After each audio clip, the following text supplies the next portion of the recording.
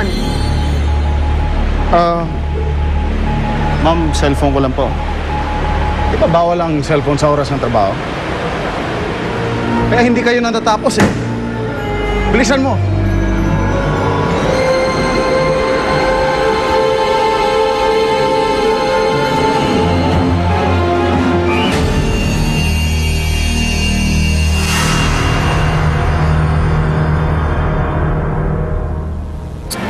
Nice shot!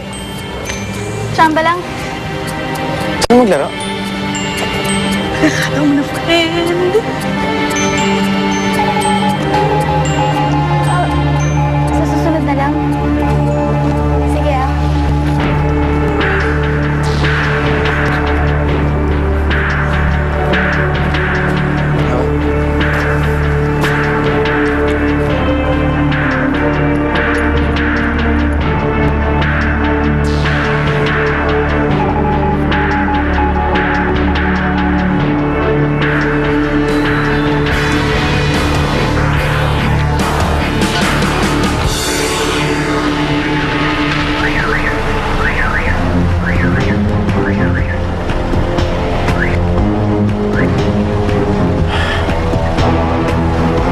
Kaya nagmamadali, oh. Sige na, mauna ka na. Ako nang bahala dito. Sigurado ka? Kanina pa tumutunog yung cellphone mo, oh. Sige na. Salamat, ah. Walang problema.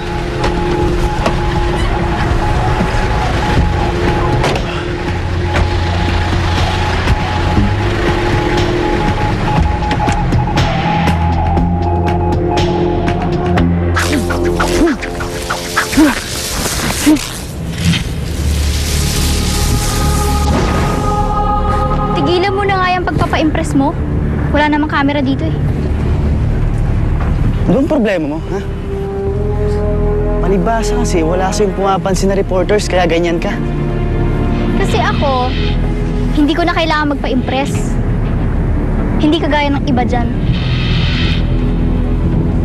Sino ba tinitawag mo papansin? Ha? May nakikita ka pa bang iba dito? Ha? Tingin mo, sino?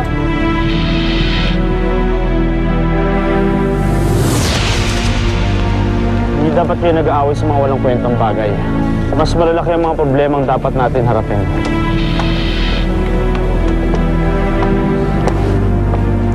Good. Lahat kayo nandito. Gusto kong ipakilala sa inyo ang bagong member ng ating grupo. Si Sonica.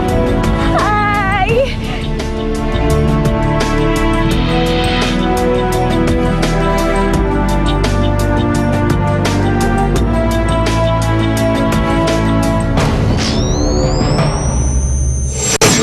Listahan ng lahat ng occupants ng tent. Pulsuin mo. Sila at ilang mga kapangyarihan ang kailangan natin para labanan si Captain. Kuya Teng, ligawan mo lang po kasi sa teacher Thea. Pero siya lang po mami ko. Siguro hindi mo siya matanong kasi may gusto ka rin sa kanya. Ikaw sumusobra ka ng Cristel. Ang tagal ko na nagtitiis sa ugali mo, ha? Ikaw! Wala kang karapatan magsalita sa anak ko ng ganyan! Tandaan mo! Nakikitira ka lang dito sa amin! Si Lina, si Misha, at si Alvin. Lahat sila nakatira sa tenement noon.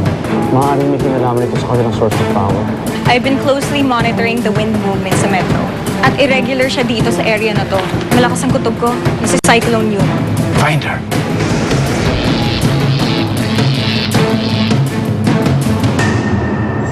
Sa